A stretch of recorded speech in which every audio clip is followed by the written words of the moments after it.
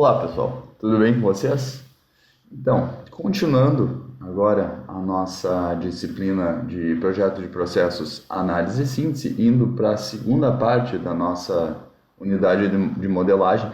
Aliás, aproveitando que o vídeo está em modo público, quem por acaso caiu nesse vídeo, esse vídeo faz parte de uma série de vídeos que vão ser feitos para a disciplina de projeto de processos, análise e síntese do curso de Engenharia Química na Universidade Federal de Santa Maria. Meu nome é Christian Luiz da Silveira, eu sou professor dessa disciplina e estou realizando essa série de vídeos para a gente tentar continuar as aulas da melhor maneira possível enquanto estamos ainda de quarentena. Então essa é a segunda parte da nossa unidade de modelagem. Hoje a gente vai ver balanços de massa e energia em estado estacionário. Então vamos lá.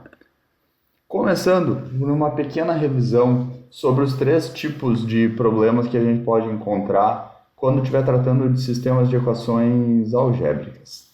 Então a gente tem problemas que podem ser problemas determinados, indeterminados ou inconsistentes.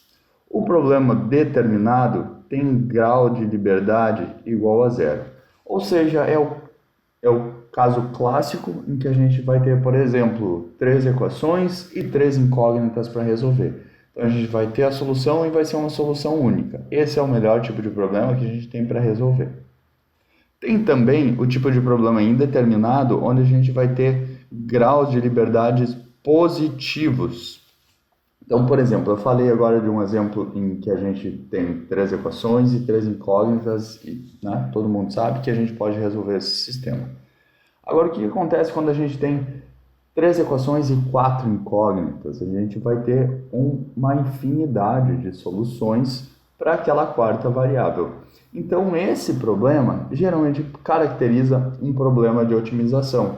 Então, essa variável a mais que a gente tem ali, aliás, as 4 variáveis vão ter que ser manipuladas, vão ter que passar por algum método de resolução de otimização, seja por um método genético ou um método derivativo, para nos levar até a solução ótima. Ou seja, a gente consegue encontrar uma solução, mas geralmente apenas uma solução, dependendo do tipo de função que for, vai nos dar a solução que a gente realmente quer, a solução ótima. Isso vai acontecer muito na engenharia de processos, quando a gente estiver projetando algum processo. O que vai acontecer? A gente vai ter várias variáveis, várias incógnitas, e geralmente vão sobrar essas variáveis. O que acontece? A gente vai determinar algumas metas de projeto, algumas coisas vão ser fixas, como a quantidade de matéria-prima que a nossa empresa tem disponível, e algumas outras variáveis podem também ser fixas, como por exemplo, para a produção de biodiesel, a gente precisa ter uma composição mínima para caracterizar o nosso produto como biodiesel. Isso é uma meta também. Porém, algumas outras variáveis não vão cair nisso, elas vão poder mudar dentro de uma região. E cabe a nós, através de um processo de otimização, de algum método de otimização, encontrar qual que é o melhor valor possível para essa variável. Então, problemas que possuem mais incógnitas do que equações também podem ser resolvidos. Mas aí a gente vai precisar de umas técnicas numéricas um pouquinho diferentes para fazer essa resolução. São problemas de otimização nesse caso. Por fim, a gente tem um problema inconsistente, quando o grau de liberdade é negativo. Ou seja, tem um excesso de equações ou de especificações. Então, seria o caso da gente ter, por exemplo, 3 equações e 2 incógnitas. Uma dessas equações não poderia ser utilizada. O ideal é que todas as equações nos levem ao mesmo resultado. Se eu escolher as 2 primeiras dessas 3, eu tenho que ter o mesmo resultado que eu vou obter escolhendo as 2, a segunda e a terceira, por exemplo. Quando isso não acontece, realmente é um problema, mas o problema já aconteceu por termos um sistema inconsistente.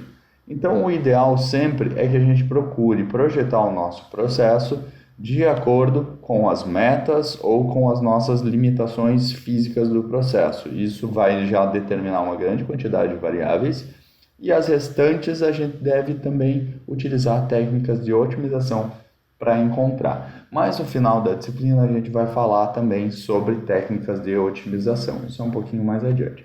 Então são basicamente esses 3 tipos de problemas que a gente vai ter. A gente vai começar apenas com problemas determinados e mais adiante a gente vai para a parte de otimização também. Então aqui a gente tem alguns exemplinhos que eu acabei de falar para vocês, do caso do problema indeterminado, determinado ou inconsistente. Então, dentro das equações, geralmente a gente vai ter equações de balanço de massa e energia, como a gente já veio fazendo, e também relações constitutivas, que geralmente vão vir da termodinâmica, das metas, restrições, enfim, uma infinidade de possibilidades que a gente tem quando vai projetar o nosso processo. Comecemos, então, falando de um extrator líquido.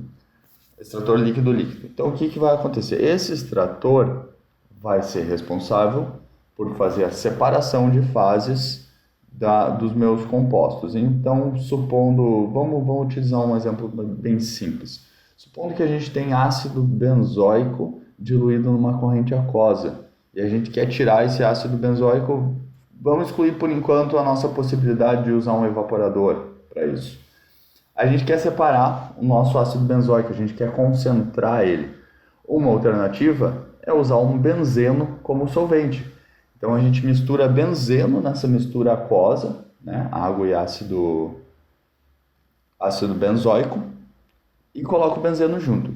O benzeno vai dissolver o ácido benzoico, vai solubilizar o ácido benzoico numa fase, enquanto a outra fase aquosa vai diminuir em quantidade, em teor de ácido benzoico. E essa separação líquido-líquido pode ser utilizada. A gente se utiliza daqui de conceitos de equilíbrio líquido-líquido para poder fazer uma separação dos nossos compostos.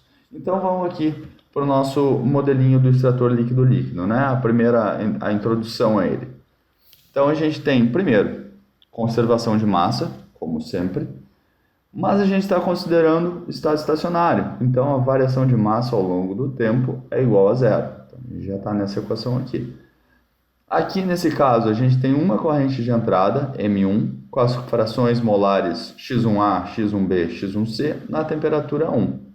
E aqui a gente tem uma separação de 2 fases. Uma corrente de saída na fase mais leve vai ter uma corrente mássica de saída igual a M2, e as frações molares X2A, B e C e a temperatura 2. Na fase mais densa, a gente vai ter uma vazão mássica de saída M3, as composições, as frações molares ou frações mássicas e a temperatura 3. Aqui já tem uma coisa interessante para a gente notar. Como é um extrator líquido-líquido, a temperatura 2 e a temperatura 3 estão em equilíbrio. Então, T2 e T3 são a mesma temperatura, que são a temperatura que está dentro do tanque de extração. Ok, realizando um balanço molar por componentes, nada de misterioso por aqui. Então, o que entra do componente A na corrente 1 é igual ao que sai do componente A nas correntes 2 e 3. E o mesmo vai acontecer para os outros 2 componentes. O que vai acontecer? O ideal é que uma dessas correntes seja próximo de zero, pelo menos, numa dessas correntes de saída, o que vai me dizer que o meu composto de interesse diminuiu em teor em uma das 2 fases e está indo para a fase que eu quero ele concentrado para poder utilizar. Vocês podem ver aqui que nesse sistema, a gente tem 3 equações. Então, para a gente poder resolver, para ele ser um sistema determinado, a gente vai ter que ter 3 incógnitas. E a gente já vai ver como que isso acontece. Geralmente, a gente vai conhecer as frações na entrada, em x1, né? Na corrente 1, a gente vai conhecer x1A, x1B, x1C, geralmente. E a fração mássica, a vazão mássica de entrada. E a gente não vai conhecer as frações molares ou mássicas nas 2 fases do nosso extrator. Se a gente não conhece as frações nas duas fases, quer dizer que a gente tem 6 incógnitas, certo? x2a, b e c, x3a, b e c. Então, são 6 incógnitas para 3 equações. Portanto, não é um sistema determinado. Para a gente poder resolver isso, a gente vai precisar de algumas relações constitutivas. Então, vamos ver de onde que a gente pode tirar isso aí. A primeira delas, e a mais rigorosa delas, é o uso do equilíbrio líquido-líquido, bem como dado na disciplina de termodinâmica. Então, o que vai acontecer? Para a gente ter um equilíbrio, a variação da energia de Gibbs no nosso sistema tem que ser igual a zero. Ou seja, a variação da energia de Gibbs na fase 1 mais a variação da energia de Gibbs na fase 2 tem que ser iguais a zero. A mudança que estiver ocorrendo aqui tem que estar ocorrendo uma mudança em contrapartida na outra fase para isso aqui se manter igual a zero. Ou seja, por exemplo, mols de, vamos botar de A, estão saindo da fase 1 para ir para a fase 2. E talvez mols de C estão saindo da fase 2 para ficar mais rico na fase 1, por exemplo. Ok, essas são as condições para o equilíbrio. E notem que aqui eu já comentei que T na fase 1 é igual a T na fase 2. Então, para a gente ter o equilíbrio líquido-líquido, a gente vai precisar dessa igualdade das fugacidades dos componentes em cada uma das fases. Então aqui a gente tem a fugacidade do componente na mistura da fase 1 tem que ser igual à fugacidade do componente I na mistura na fase 2. Abrindo esses dois termos para o equilíbrio, a gente fica com a fração molar na fase líquida do componente I na fase 1 vezes o coeficiente de atividade do componente I na fase 1 vezes a sua fugacidade do componente puro, igual o mesmo termo na fase 2. Então notem que aqui a gente ficou com a fugacidade do componente puro nos dois lados da equação. Então a gente pode cortar. E isso nos deixa com esse sistema de equações aqui. Então a gente tem essas 3 equações. Porém, a gente tem 1, 2, 3, 4, 5, 6 incógnitas que a gente não conhece. E tem 3 equações. Como que a gente vai resolver isso aí? A gente vai precisar realizar, dessa maneira, uma minimização da energia livre de Gibbs para encontrar aonde que vai estar esse equilíbrio de fases. Então, se a gente simplesmente resolver esse sistema de equações aqui, a gente vai encontrar que essa igualdade aqui, qualquer uma dessas igualdades, é válida para quando eu tiver a mesma composição nas duas fases. Porque se eu tiver a mesma composição nas duas fases e também eu sei que eu estou na mesma temperatura nas duas fases e o meu coeficiente de atividade é uma função da composição e da temperatura, eu vou ter o mesmo coeficiente de atividade nas duas fases. Portanto, mesma composição, mesmo coeficiente de atividade igual a mesma composição e mesmo coeficiente de atividade. Isso nos dá uma solução trivial. Isso não nos dá muita informação. Eu não quero saber aonde a minha mistura está em uma fase só. Eu quero saber onde que ela muda de fase, onde que ela é heterogênea, para poder realizar essa separação das espécies químicas. Então, uma maneira de resolver, a maneira mais rigorosa de resolver sistemas de equações, é realizando uma minimização da energia de Gibbs para descobrir se a minha fase é estável ou não. Não sendo estável, a gente calcula as composições.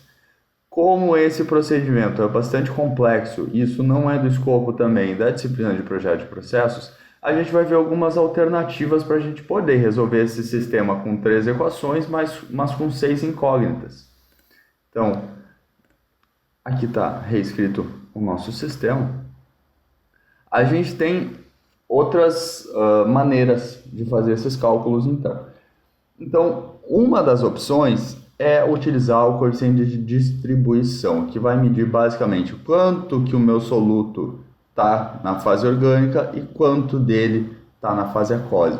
Isso é um coeficiente de distribuição que pode ser obtido através de dados experimentais. Então, o que acontece? Vamos pegar esse exemplo aqui do coeficiente de distribuição por enquanto. Vamos voltar lá nas nossas equações. Essas aqui. Então, a gente tinha um sistema com 3 equações e 1, 2, 3, 4, 5 e 6 incógnitas. 3 equações e 6 incógnitas. Porém, se a gente utilizar essa relação aqui do coeficiente de distribuição, a gente pode ver que, por exemplo, x2a pode ficar em função de KD vezes x3a, né? A gente passa multiplicando para lá.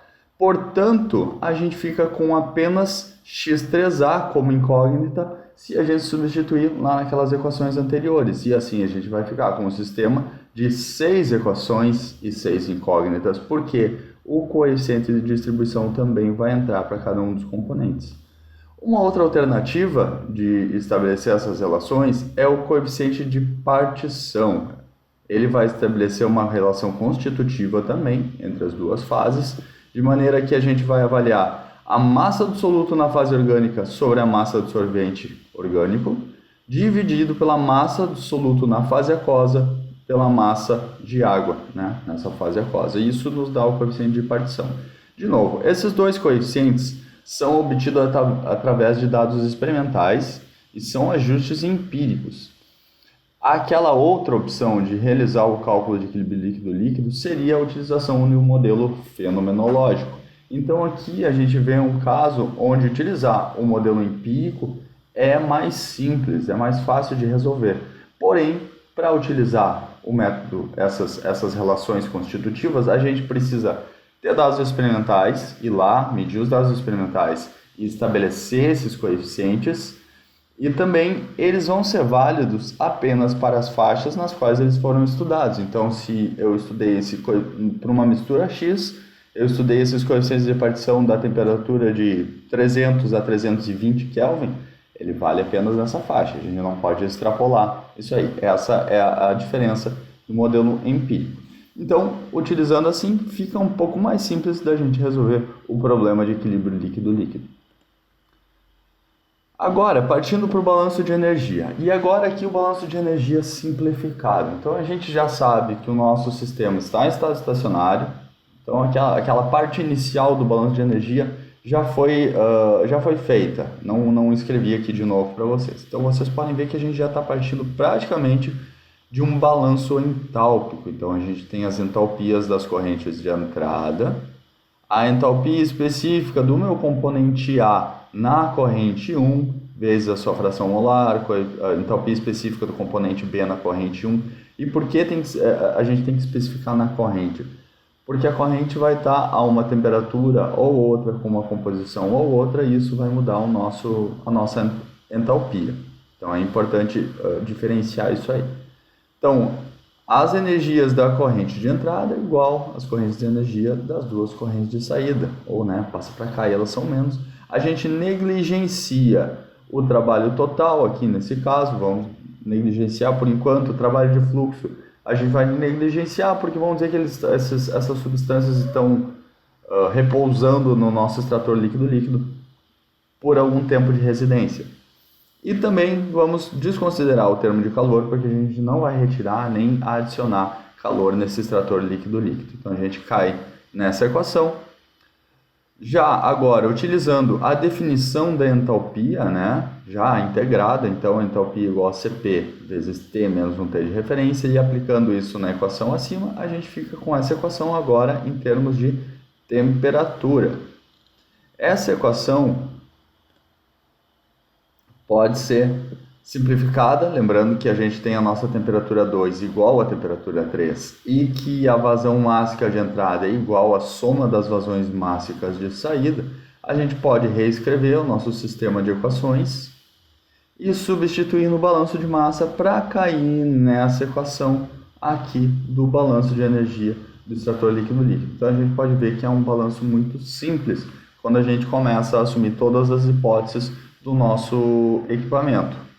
Essa equação aqui é muito mais simples do que aquelas que a gente vinha desenvolvendo para os reatores, por exemplo. Ok, então temos os balanços de massa, aquelas 3 opções que a gente tem para resolver, através da minimização da energia de Gibbs ou através de algum coeficiente empírico, como o coeficiente de partição ou o coeficiente de distribuição. A gente também pode definir o volume, por exemplo, uma equação de dimensionamento do nosso extrator para calcular o volume dele, relacionado ao tempo de residência. Por quanto tempo essa minha mistura vai ter que ficar ali dentro para ela separar de fases.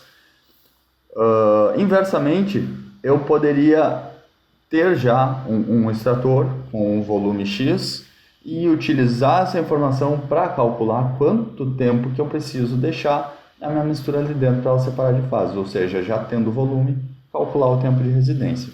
Além disso, é interessante, às vezes, calcular a fração de soluto recuperado, que nada mais é do que a fração recuperada no final, quanto que a gente obteve no nosso produto, sobre a quantidade total alimentada.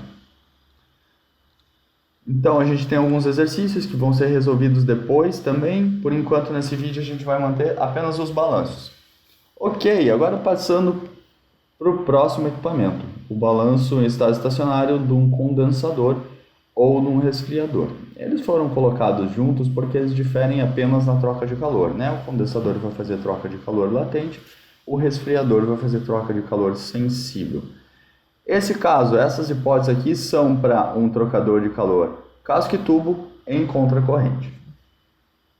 Como é um trocador casco e tubo, o meu fluido refrigerante que está entrando aqui em M3 e saindo em M4 não entra em contato com o meu fluido a ser refrigerado, em M1 e M2. Portanto, os balanços de massa são tudo que entra em M1 é o que sai em M2, tudo que entra em M3 é o que sai em M4.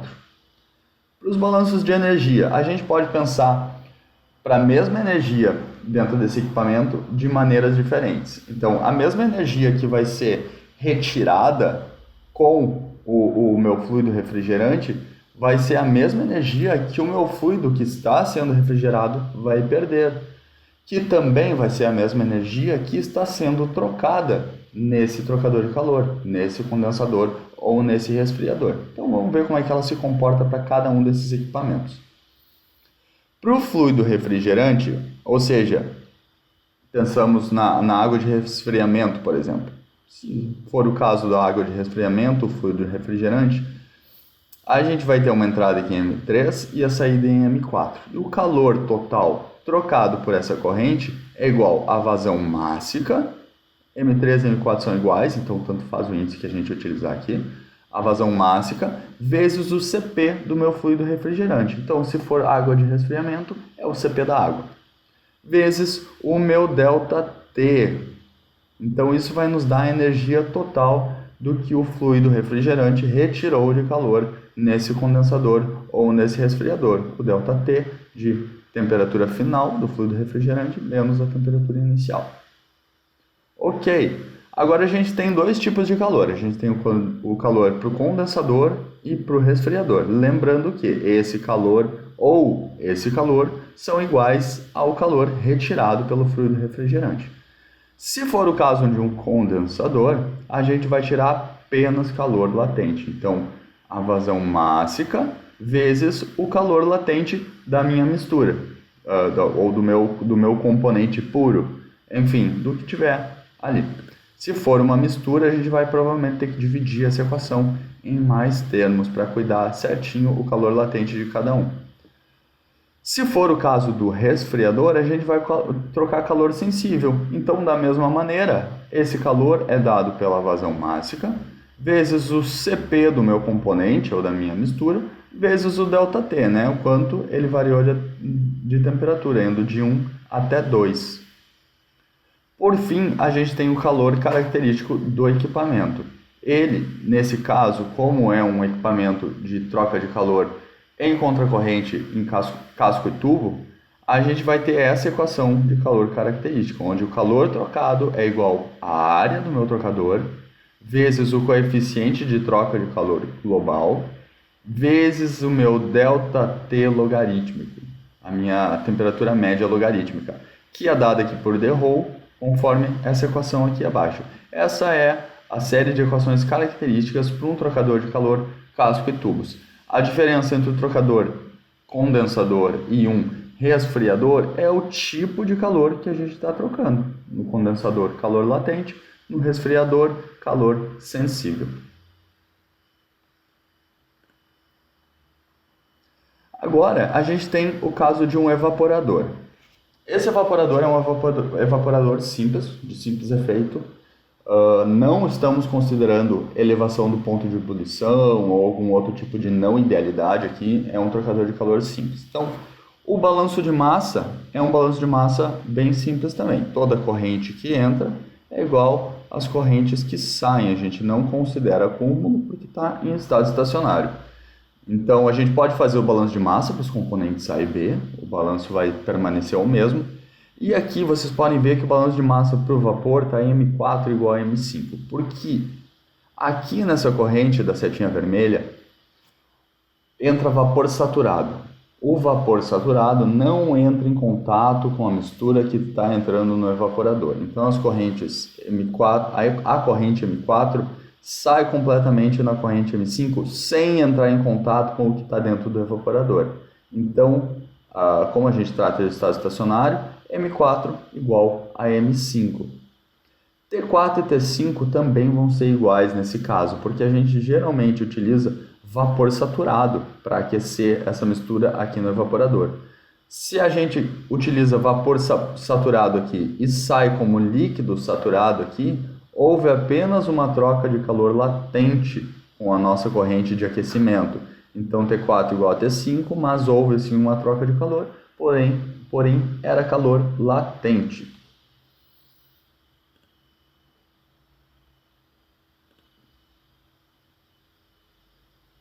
Então, agora indo para os balanços de energia.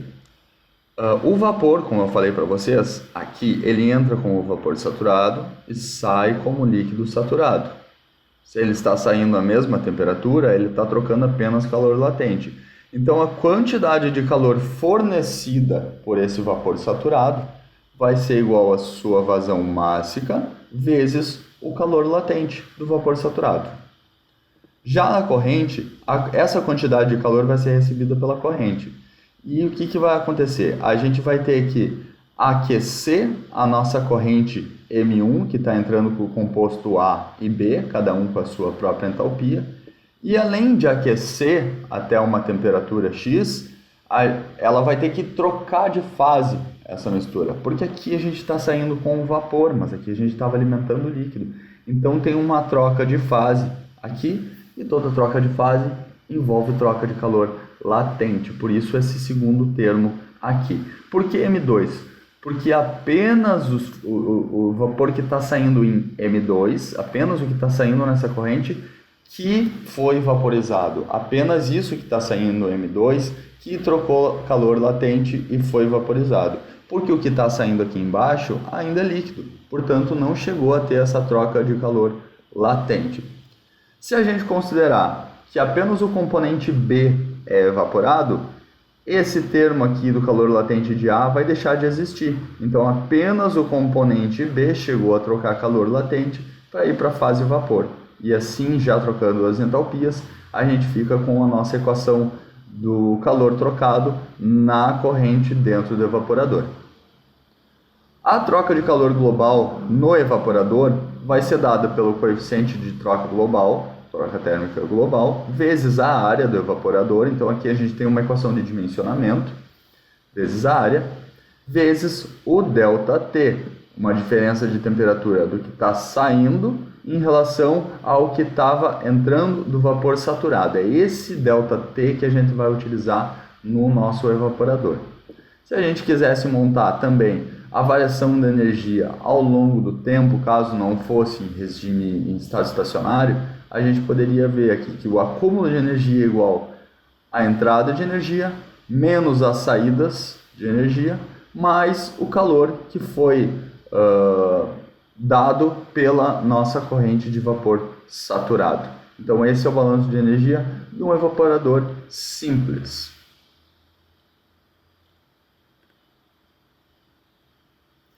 Depois do evaporador, a gente tem o tanque flash. Então o tanque flash, o que vai acontecer?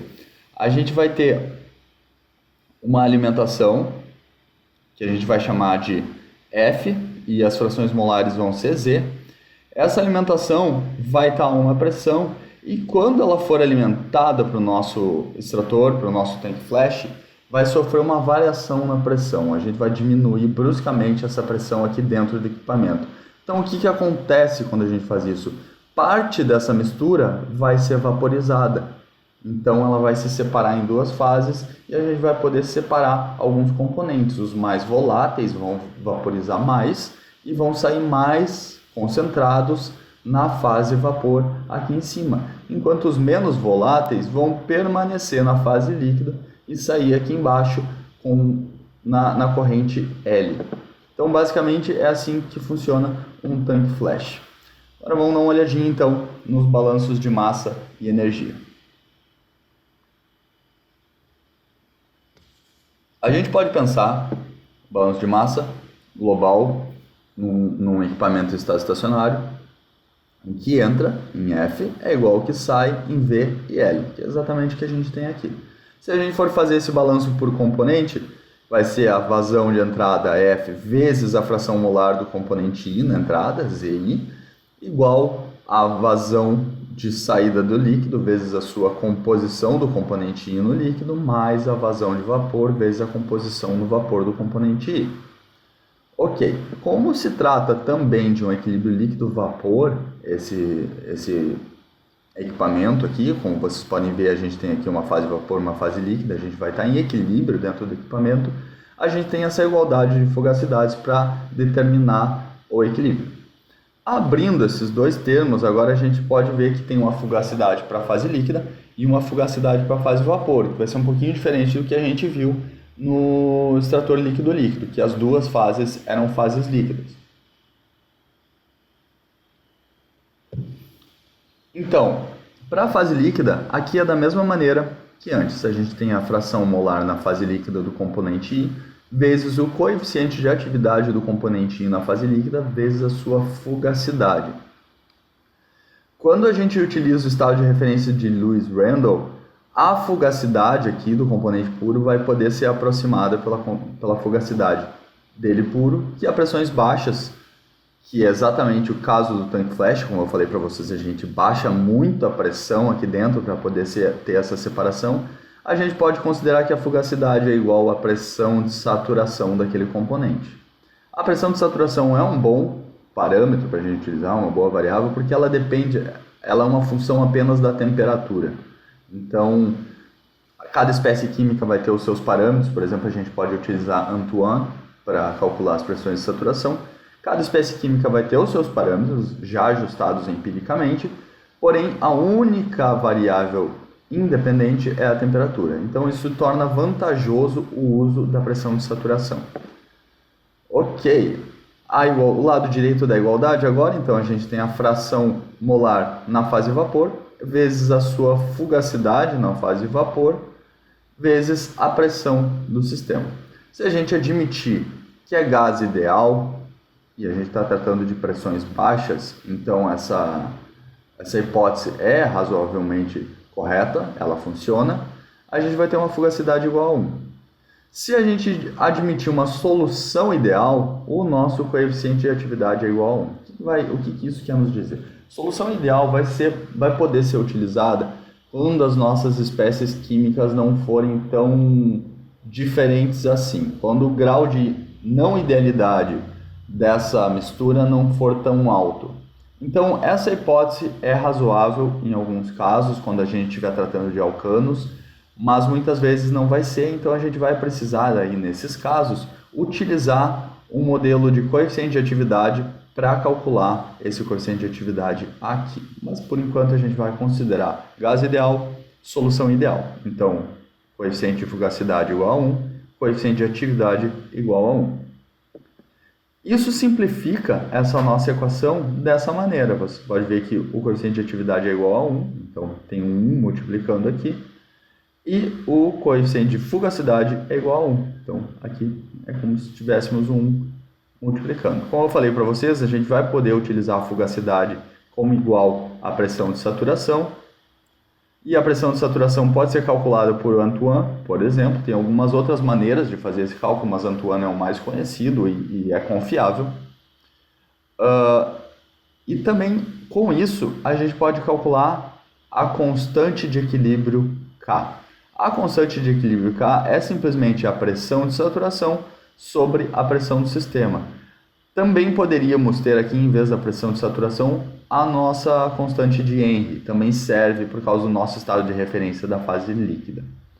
Então, com a constante K, essa constante de equilíbrio, a gente estabelece uma relação constitutiva aqui embaixo, dado por essa equação aqui, que é muito semelhante ao que a gente acabou de falar sobre o extrator líquido-líquido. A gente utiliza uma relação constitutiva para poder calcular y como uma função de x.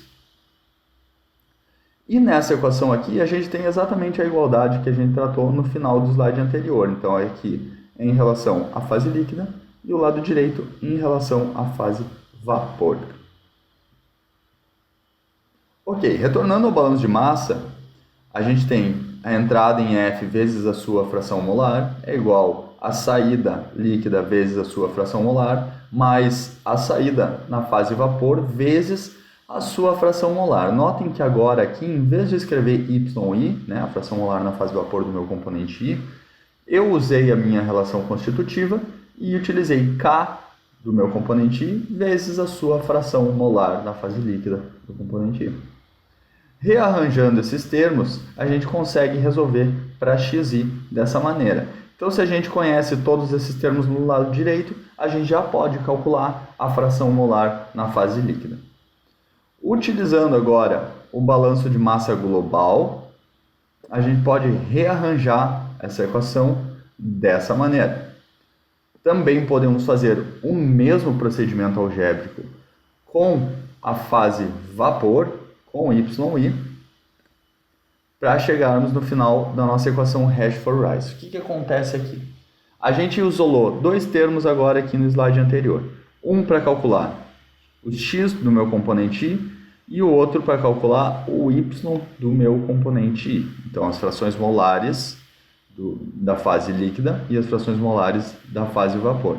Ora, a soma das frações molares tem que sempre ser igual a 1. Ou seja, a somatório de xi, como está escrito aqui, o somatório de xi, o somatório de todas as frações molares na fase líquida, tem que ser igual a 1. Também, o somatório de todas as frações molares na fase vapor tem que ser igual a 1. Portanto, o somatório dessas duas variáveis tem que ser igual a 1. Se a gente pegar o termo relacionado a x, esse aqui era o que estava no slide anterior relacionado a x e esse relacionado a y, e fizer um somatório neles, eles vão ter que ser iguais a 1.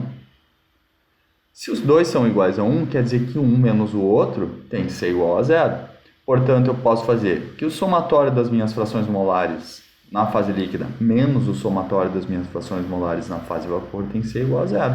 Agora, eu só substituo os termos e reescrevo a minha equação de acordo com Hash-for-Rice. Então, essa é uma equação que facilita muito a nossa vida. Vocês podem ver aqui que a gente geralmente conhece Z, a gente geralmente vai conhecer K, e assim a gente vai poder obter, por exemplo, a fração vaporizada da nossa corrente. Obtendo isso, a gente pode voltar nos balanços por componente e resolver cada um deles separadamente. Essa é a grande vantagem da equação de Hash-for-Rice. Ela simplifica o nosso processo de resolução desse tipo de problema. Para o balanço de energia, a gente pode começar de um balanço de energia em estado transiente. Então, a variação ou o acúmulo de energia é igual ao que entra menos o que sai. Aqui eu coloquei a entalpia em minúsculo para simbolizar as fases líquidas. Então, o que entra menos o que sai, mais uma quantidade de calor que pode ou não ser adicionada.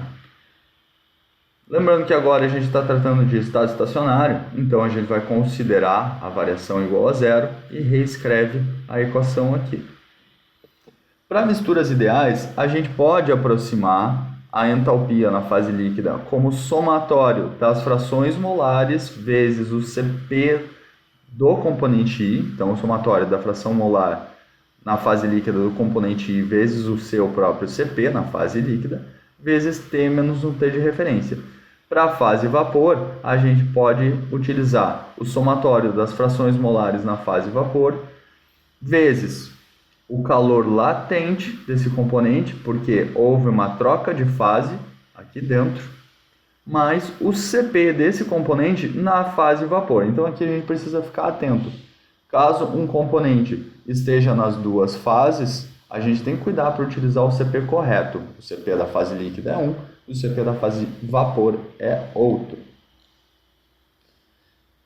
Então, gente, agora daqui em diante são apenas exercícios que eu vou resolver também com vocês em outro vídeo, mas de uma maneira geral, esses são os principais equipamentos ou os equipamentos que vão nos dar um melhor insight sobre o funcionamento de diversos outros equipamentos que a gente vai utilizar em processos. Esses são os balanços de massa e os balanços de energia mais utilizados. Esses balanços são os balanços que estão programados em softwares de simulação, em estado estacionário.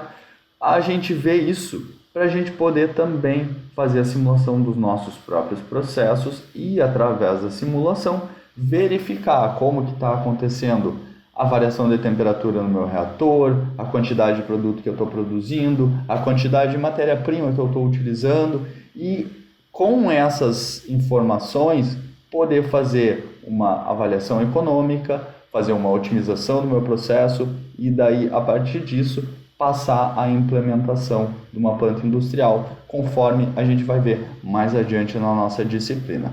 Então era isso por essa parte da disciplina, gente. Espero que tenha ficado um pouco mais claro essa questão dos balanços. Peço também que vocês deem mais uma lida, deem mais uma olhada nesses slides, olhem para esses termos, entendam o que eles estão dizendo fisicamente no processo, tendo em vista que a maioria desses modelos aqui são modelos fenomenológicos, então eles fornecem insights sobre o que está acontecendo no processo e estou à disposição para vocês tirarem dúvidas.